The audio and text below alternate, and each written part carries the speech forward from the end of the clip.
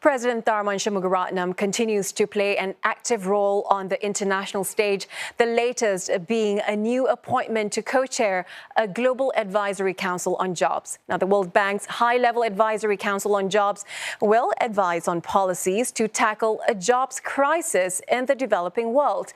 For more on this, we speak now with Professor Emeritus of Finance, Annie Koh from SMU. Professor Koh, welcome to the program. First of all, tell us, what will President Tharman's role be as co-chair of the Advisory Council? What will it entail? Hello and good evening, Shahida. So I really love this announcement. I think when it just came out yesterday, many other media had followed the news. And this is actually a very high-level advisory role. And he is a co-chair together with former Chilean President Michel Bachelet. I do believe that this is a very important role because it's about actionable strategies and looking at what kind of policies and programs should be in place to help the global south. And as you correctly pointed out, the global south consisted of countries which are largely developing world. And the mandate of the World Bank is to alleviate poverty and to create a world that is shared prosperity and to make it more livable for the rest of the world. So I think this is something that should do Singapore very proud. Professor Koh, I also want to talk about the timing of this council being set up by the World Bank. Why now, and what is it supposed to tackle exactly? Very good. As I was looking at the announcement, I think the concern is there's so much technological advances. There's a lot of geopolitical and economic uncertainty. And then, of course, we are worried about climate risk and climate change. So with so many forces of change, I think Dr. Bachelet herself actually said it's unprecedented because at this rate that is going, in the next decade, there will be about 1.2 billion young people entering the market. And there are only about 400 over jobs that can be forecasted to be created. So there's a gap of over 800 million unemployed youths. And I think they are also very concerned about women and gender equality. The women employment rate is actually much lower than men in many of the developing world. So how can we talk about prosperity and growth when there is such a big gap? And we are worried that this could be unprecedented. And why don't we turn this challenge into an opportunity? Why don't we all come together across all the different global south countries and see what's actionable, pilot projects, and then work on making it sustainable and work on making it scalable across the developing world.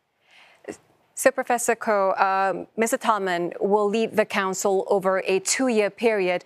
Why do you think he is the World Bank's pick for the job, and how will he contribute to the role? Very, very good question. I think that he is just right for the job.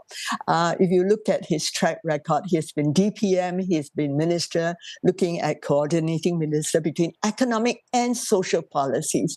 He's very much an Asian face, but he's also been very influential on international organizations, chairing the Group of 30.